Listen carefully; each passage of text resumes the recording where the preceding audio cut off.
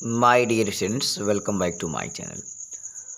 आज हम इस वीडियो में पढ़ने वाले हैं बालाजी प्रकाशन मैथ एक्सरसाइज 12.1। चैप्टर है त्रिभुजों की सर्वांग समता। त्रिभुजों की सर्वांग समता पर आधारित प्रश्न के बारे में पढ़ेंगे। इसमें हम लोग पहला प्रश्न पढ़ेंगे और बहुत ही इम्पोर्टेंट प्रश्न है, और इसको हम लोग दो तरह से सीखेंगे कि इस चित्र को जो है कैसे सॉल्व कर पाएंगे। देखें, चित्र में वर्ग ए बी सी डी में एक बिंदु x है। ए एक्स पर एक वर्ग बनाया गया है ए एक्स वाई जेड, यानी जो ए एक्स है इस पे वर्ग बनाया गया है। कौन सा वर्ग? ए एक्स वाई जेड, यानी एक बड़ा सा वर्ग है जिसका नाम है ए बी सी डी, और उसी वर्ग पर जो है एक छोटा सा वर्ग बनाया गया है ए एक्स वाई जेड। तो सिद्ध करना है बी एक्स बराबर डी जेड, इसी को सिद्ध करना है। तो बी एक्स कहाँ है, थोड़ा सा ध्यान देंगे तो आप देख पा रहे हैं कि जो बी एक्स है यहाँ पे है। अगर उसको देखें तो एक त्रिभुज के अंदर आ रहा है, उस त्रिभुज का नाम है ए बी एक्स। और डी जेड कहाँ है, तो देख पा रहे हैं आप, डी यहाँ है, जेड यहाँ है। यह भी क्या है, एक त्रिभुज बना रहा है। अगर हम इसको ध्यान से देखेंगे तो मैं इसको अंडरलाइन अगर कर दूं कुछ इस तरह से, तो यह साइड और यह साइड क्या कर, एक त्रिभुज का निर्माण कर रहा है। क्योंकि मुझे बी एक्स चाहिए और बी एक्स है यहाँ पर जो डॉटेड किया गया है, और यह क्या है, एक त्रिभुज है।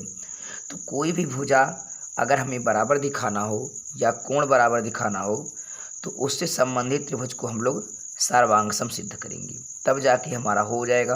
आप पढ़े हैं कि सर्वांग सम त्रिभुज की संगत भुजाएं और कोण बराबर होते हैं। ऐसे ही डी जेड वाला कौन सा त्रिभुज बनेगा, डी जेड। यहाँ पे आप देख पा रहे हैं कि जो डी जेड है यहाँ से इस तरह से, और यहाँ पे उसकी एक भुजा होगी, ठीक। और ये जो है ऐसे डॉट करके आया था। तो क्या करेंगे, इन्हीं दोनों त्रिभुज को अगर हम लोग सर्वांग सम दिखा दें, अगर मैं इसको कलर भी कर दूं, इस वाले को और इस वाले को, अगर यह दोनों त्रिभुज हम सर्वांग सम दिखा देते हैं तो हमारा काम आसान हो जाएगा। क्योंकि जो मुझे सिद्ध करना है इसी दोनों त्रिभुज में है। इसमें है, इस त्रिभुज में बी एक्स पड़ रहा है और डी जेड इस त्रिभुज में पड़ रहा है। तो कुछ करना नहीं है, बहुत सिंपल सा है। सबसे पहले हम लोग क्या करते हैं, सबसे पहले हमारा हेडिंग होता है दिया है, तो लिखेंगे दिया है। क्या दिया है, आपको पता है कि दिया है ए बी सी डी एक वर्ग है। क्या है, एक वर्ग है, तथा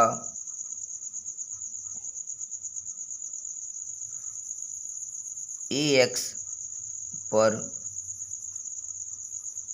एक वर्ग क्या है, ए एक्स पर आप देख पा रहे हैं एक वर्ग है ए एक्स वाई जेड, ए एक्स वाई जेड है। ये इतना आपको पता है। उसके बाद दूसरी लाइन होती है सिद्ध करना है।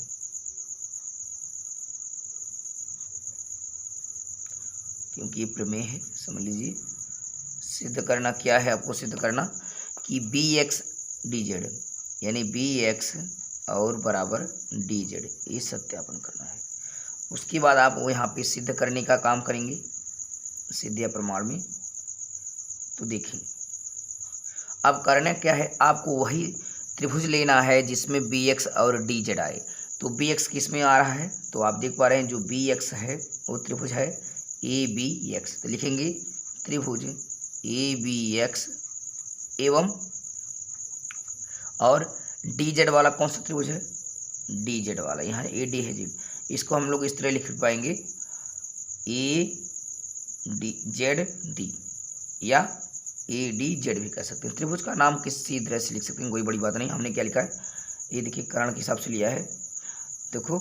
तो ये कर्ण के हिसाब से हो गया ए डी जेड, उसके बाद फिर आधार पे, तो इसको लिखेंगे ए डी जेड, त्रिभुज ए डी जेड में। अब इसी दोनों त्रिभुज में हम लोग खोजेंगे, बाकी सब चित्र पे हमें ध्यान नहीं देना है। और आपको पता है कि ABCD एक वर्ग है, वर्ग की प्रत्येक भुजा क्या होती है, बराबर होती है, चाहे वर्ग छोटा हो या वर्ग बड़ा हो। अगर हम बड़े वर्ग की बात करते हैं तो ABCD एक वर्ग है, तो इसकी एक भुजा, इसकी भुजा, इसकी भुजा, इसकी भुजा, ये चारों आपस में बराबर होंगे।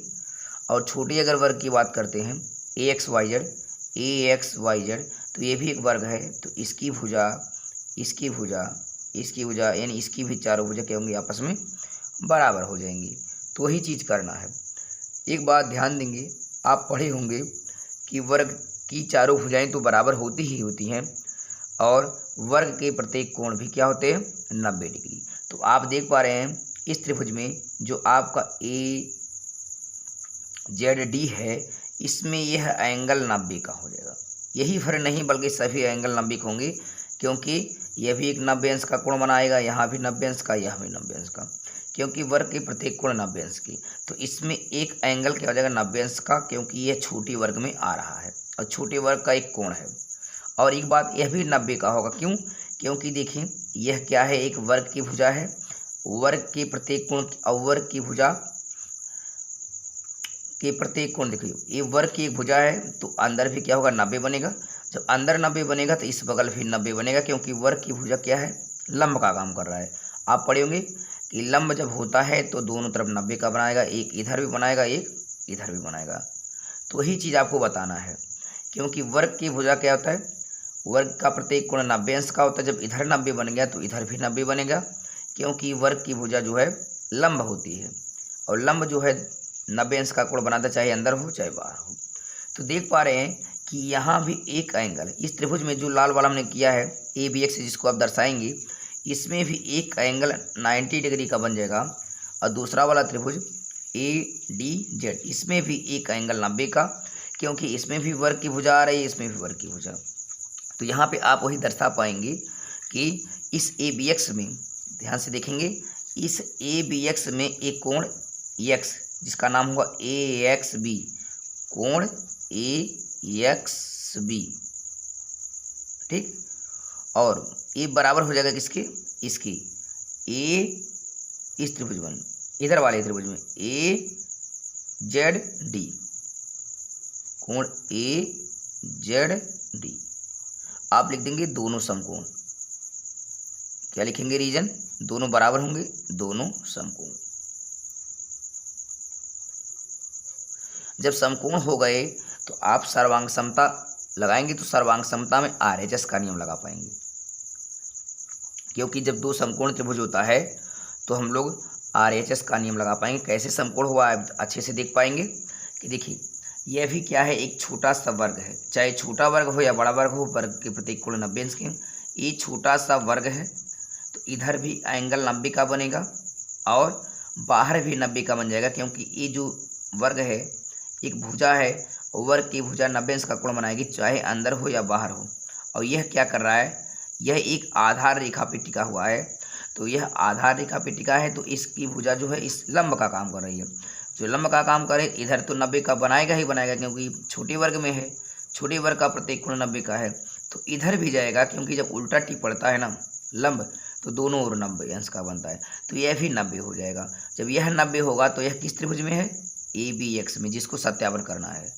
और इधर वाला देखिए, यह भी छोटा सा वर्ग है, छोटे वर्ग का यह कोण आप जो है 90 का होता है, और किस, यह त्रिभुज में है, तो ADZ, जिसको आप सत्यापन करेंगे। तो यहाँ इस त्रिभुज में एक एंगल 90 का, इस त्रिभुज में भी एक एंगल 90 का, तो इसलिए यह X एंगल और यह Z एंगल, X और Z ये दोनों हो जाएंगे समकोण।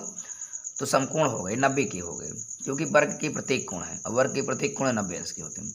अब जब समकोण हो गया तो RHS का नियम लगाएंगे, राइट एंगल हो गया, दोनों समकोण मतलब दोनों 90 के हो गए। अब क्या है, RHS में राइट एंगल हाइपोटेनस होता है, हाइपोटेनस माने कर्ण। अब देख पा रहे हैं इस ABX त्रिभुज में समकोण के सामने वाली भुजा कर्ण AB, और यहाँ ये भी 90 हो गया, तो समकोण के सामने वाली भुजा AZ, यानी AZ और AB ये क्या है, दोनों वैसे ही बराबर होंगे, क्योंकि दोनों ही बड़े वर्ग के भुजा हैं। दोनों ये सॉरी जो AB है, इस त्रिभुज में आप देख पा रहे हैं ABX में AB और ए डी जेड में आपका ए जेड, यह क्या है, बड़े वर्ग की दोनों भुजाएं। बड़े वर्ग की भुजा एक इसमें आ रहा है और इस त्रिभुज में, और बड़े वर्ग की भुजा एक इस त्रिभुज में। तो ये दोनों वर्ग की भुजाएं हैं और वर्ग की भुजाएं समान होती हैं। तो हम कह पाएंगे इस ए बी एक्स में ए बी, इस ए बी एक्स में ए बी और बराबर इस ए डी जेड में आपका ए डी, ये क्या होंगे, भुजाएं हो जाएंगी, लिख देंगे वर्ग की भुजा। क्या हो जाएगी, वर्ग की ये भुजा है। वर्ग की भुजा के नाते ये दोनों बराबर हैं, वर्ग की भुजा के नाते ये बराबर है। और एक दोनों समकोण हो गए तो दोनों 90 को होंगे। ठीक है, आप बराबर 90 लिख सकते हैं या दोनों समकोण कर दिए। अब क्या हो गया, और वैसे तो ए वर्ग की तो दोनों भुजा होंगी ही, लेकिन यह कर्ण भी है, क्योंकि समकोण के सामने वाली भुजा कर्ण, इधर समकोण, समकोण के सामने वाली भुजा कर्ण, यानी हाइपोटेनस हो गया। राइट एंगल, ये दोनों कोण 90 के हो गए। आप यहाँ बराबर 90 भी कह सकते हैं या दोनों समकोण। और यह जो है ए डी और ए बी एक कर्ण का काम कर रहे हैं तो वर्ग की भुजा, लेकिन समकोण के सामने पड़ रहे हैं तो कर्ण हो गया, समकोण के सामने यानी हाइपोटेनस। और एक साइड और देखेंगे, अगर एक साइड और मिलता है तो आर जैसे लग जाएगा। अब देखिए, थोड़ा सा ध्यान देंगे, जो हमारा त्रिभुज ए बी एक्स है, ए बी एक्स में देखिए, मैं उसको थोड़ा सा अलग कलर से कर रहा हूँ। ए बी एक्स में ए एक्स, ध्यान से देखेंगे आप, ए बी एक्स में ए एक्स और ए डी जेड में ए डी, ये क्या है, यह भी छोटे वर्ग की भुजा है। ठीक है, इस त्रिभुज में छोटे वर्ग की भुजा भी शामिल है और इस त्रिभुज में भी छोटे वर्ग की भुजा। देखिए ए एक्स वाई जेड, ये भी क्या है, एक छोटा वर्ग है इसकी भुजा। और चाहे छोटा वर्ग हो या बड़ी भुजा हो, आपस में वो बराबर होते हैं। तो एक छोटे वर्ग की भुजा इस त्रिभुज में आ रही है, एक छोटे वर्ग की भुजा इस त्रिभुज में आ रही है, यानी ये दोनों वर्ग की भुजाएं बराबर हो जाएंगी। तो ये क्या है, एक साइड मिल जाएगा। तो हम कह रहे हैं ए बी एक्स में आपका ए एक्स और ए डी जेड में आपका ए जेड, ये दोनों हो जाएंगे आपके बराबर। इधर का ए एक्स, इधर का ए जेड, ये दोनों बराबर। किस रूप से बराबर होंगे, यह भी वर्ग की भुजा है, वर्ग की भुजा है। तो आपको ये मिल गया, ये दोनों 90 के होंगे। आप चाहें तो बराबर 90 भी कर सकते हैं, कोई बड़ी बात नहीं है, या तो दोनों समकोण लिख दिए। अब यहाँ पे राइट एंगल हो गया, 90 हो गया, एक एंगल दोनों में 90-90 मिल रहा है।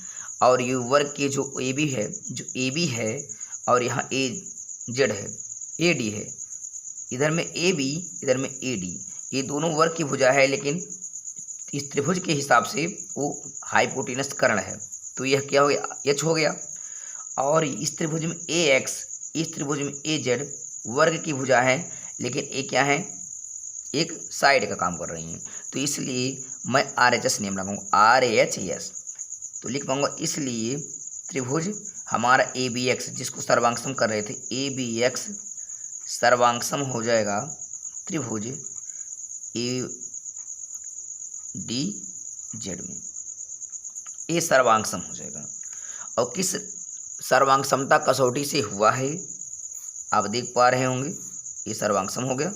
अब लिख देना कौन सा rule, R H S rule, चूँकि आर एच एस रूल, यानी आर एच एस रूल से हम लोग इसको सर्वांगसम दिखा पाए हैं, क्योंकि दोनों त्रिभुज में एंगल एक एंगल जो है 90 का बन रहा है और हाइपोटेनस भी बन रहा है, क्योंकि समकोण के सामने वाली भुजा कर्ण, समकोण के सामने वाली भुजा कर्ण, हाइपोटेनस भी मिल गया, एक साइड इसमें एक साइड इसमें, हाइपोटेनस के साथ साथ एक साइड में मिल गया आरएचएस। लेकिन हमें दिखाना है क्या, सर्वांगसम के साथ साथ हमें तो दिखाना है बी एक्स डी जेड के बराबर होना चाहिए। अब जो सर्वांगसम त्रिभुज किए हैं आप, वहाँ पे देखेंगे आपको, अगर त्रिभुज सर्वांगसम होते हैं तो भुजाएं और कोण समान होते हैं। तो आपको बी एक्स डी जेड के बराबर करना है। तो आप देख पा रहे हैं सर्वांगसम त्रिभुज में बी एक्स है और इसमें जो है बराबर करेंगे, इधर का पीछे बी एक्स, इधर का पीछे डी जेड, ये ऑटोमेटिक जो है बराबर हो जाएंगे। और किस रूप से बराबर होंगे, आप लिख देंगे by C P C T, by C P C T, C T का फुल फॉर्म को पता होगा, corresponding parts of congruent angle, सर्वांगसम त्रिभुज की संगत भुजाएं। अगर त्रिभुज सर्वांगसम है तो उसकी भुजाएं समान होंगी। इधर का बी एक्स लास्ट वाले 2 अक्षर, इधर की लास्ट वाले डी जेड 2 अक्षर, ये बराबर हो जाएंगे। यही आपको प्रूव करना था, तो आप लिख सकते हैं हेंस प्रूव्ड। और by C P C T आप लिख देंगे। तो बहुत ही इजी कॉन्सेप्ट था। और एक तरीका और भी आप देख सकते हैं इसको लगाने के लिए, मैं इसी में बता दे रहा हूँ। इसमें आरएचएस का नियम लगाया गया है, आपकी बिना आरएचएस के नियम लगाएंगे। अगर आप चाहते हैं कि किसी दूसरे विधि से हल करें तो आप दूसरे विधि से भी हल कर सकते हैं। यहाँ पे जैसे मैंने आरएचएस नियम लगाया है बिना आरएचएस के। अब यहाँ से देखेंगे त्रिभुज तो वही होगा जिसको सर्वांग दिखाना है, जो जिसको हमने रेड किया है, त्रिभुज वही होगा। तो यहाँ पे आप लिखेंगे हल में वही प्रक्रिया सेम होगा। त्रिभुज ए बी एक्स, त्रिभुज ए बी एक्स एवं त्रिभुज ए डी जेड में, त्रिभुज ए डी जेड में त्रिभुज हम वही लेंगे। अब यहाँ पे एक चीज़ आप ध्यान से देखेंगे, एक त्रिभुज में आप देख पा रहे इस ए बी एक्स में आपका ए बी, ध्यान से देखें आप, जो ए बी एक्स त्रिभुज है इसमें ए बी और ए डी जेड में ए डी, ये क्या है, ये दोनों बड़े वर्ग की भुजा है, बड़े वर्ग की भुजा बराबर होती है। तो आप लिख पाएंगे इसमें ए बी और बराबर इसमें ए जेड, ये आपका हो गया बराबर। आप लिख पाएंगे वर्ग की भुजाएं, वो तो सेम है, वर्ग की भुजाएं। जब वर्ग की भुजाएं हो गई तो एक साइड हो गया। अब एक चीज़ आप ध्यान से देखेंगे, अगर मान लीजिए समकोण आप नहीं लगा पाते हैं तो देखें, अगर हम इस कोण को निकालना चाहें कि इस कोण को, तो कैसे निकलेगा। चूँकि आप ध्यान से देखेंगे यह क्या है, अगर मैं पूरा इसको मिला दूं, ध्यान से देखिए आप, अगर मैं पूरा इसको मिला दूं पूरा कोना, तो ये वर्ग का प्रत्येक कोण हो जाएगा। और वर्ग का प्रत्येक कोण क्या होता है, 90 का होता है। यहाँ से देखें, थोड़ा सा आप ध्यान से देखेंगे, ये वर्ग का कोना है, छोटे वर्ग का, और चाहे छोटा वर्ग हो या बड़ा वर्ग हो, वर्ग का प्रत्येक कोण 90 अंश का होता है। लेकिन यहाँ जब यहाँ से यहाँ तक इस भुजा से इस भुजा को टच करेंगे तब 90 होगा। लेकिन मुझे सिर्फ अंदर का निकालना है। क्यों अंदर का निकालना है, क्योंकि मुझे त्रिभुज को सर्वांग सम दिखाना है, तो त्रिभुज के अंदर वाला कोण चाहिए। अगर इस त्रिभुज का कोण और इस त्रिभुज का कोण, अगर ये दोनों एंगल बराबर हो गया, तो यहाँ मैं दोनों में एंगल भी कॉमन दिखा पाऊंगा कि इसमें एक एंगल इसमें एक एंगल बराबर है, तो मुझे इसको और इसको भी एक एंगल बराबर करना है। तो क्या करेंगे, ध्यान से देखेंगे आप बहुत आसानी से, यह छोटे वर्ग का कोण है, और छोटे वर्ग का कोण हो या बड़ा 90 का होता है।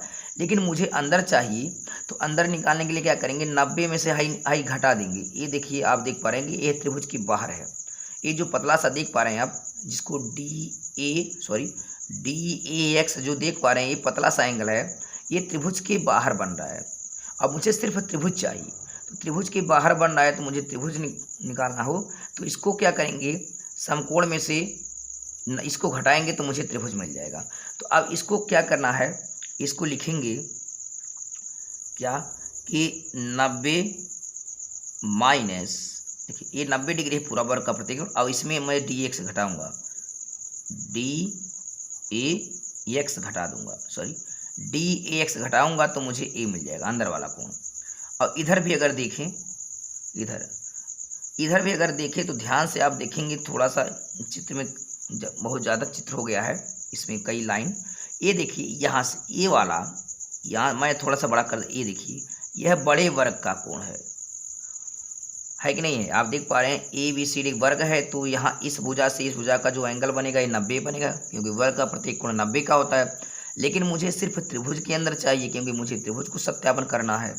तो देखिए टोटल तो होता है 90, तो 90 में से अगर मैं ए वाला कोण जो डी ए एक्स है, ये त्रिभुज के बाहर बन रहा है, अगर मैं घटा दूं त्रिभुज 90 में से त्रिभुज के बाहर वाला, तो मैं अंदर पहुंच जाऊंगा। अब मुझे अंदर चाहिए, इसलिए मैं क्या करूंगा, इसको भी 90 में से घटाएंगे। क्या घटाएंगे, डी ए एक्स, क्योंकि आप देख पा रहे हैं कोण जो डी ए एक्स है, जो डी ए एक्स है एक उभयनिष्ठ कोण है।